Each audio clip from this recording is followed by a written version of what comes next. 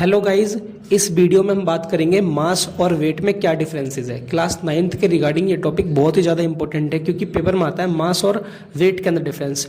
कभी कभी ये क्वेश्चन 2 मार्क का भी आ जाता है और कभी कभी ये क्वेश्चन 3 मार्क का भी याद करने आ रहे हैं मास एंड वेट के बारे में।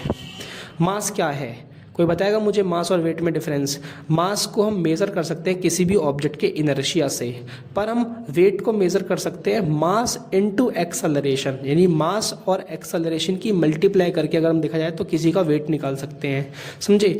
जो मास होता है वो एवरी प्लेस पे कांस्टेंट होता है। जैसे धरती पे मेरा मास अगर 60 kg है तो मेरा चांद पर भी मास 60 kg ही होगा। मास कभी भी चेंज नहीं होता। पर अगर मैं वेट की बात करूँ तो वेट जो है वो डिफरेंट होता है डिफरेंट प्लेसेस पर। अगर मेरा जैसे अर्थ पर मेरा अगर वेट 60 न्यूटन है तो मेरा मून पर जो वेट है वो 10 न्यूटन होगा, क्योंकि जो वेट है वो डिपेंड करता है प्लेस पर और ग्रेविटी पर।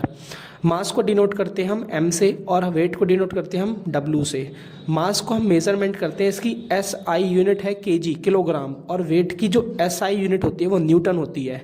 अगर मैं बात करूँ मास की, यदि कोई भी मास जीरो नहीं हो सकता अगर ग्रेविटी जीरो है, तो ग्रेविटी पर डिपेंड करता ही नहीं है मास, इसीलिए अगर ग्रेविटी जीरो है तो भी मास कांस्टेंट रहेगा। बट जो वेट है वो ग्रेविटी पे डिपेंड करता है। अगर ग्रेविटी जीरो होती है तो मास की वैल्यू यानी वेट की वैल्यू भी क्या होगी? जीरो होगी। पर मास कभी चेंज नहीं होगा, वेट चेंज होगा।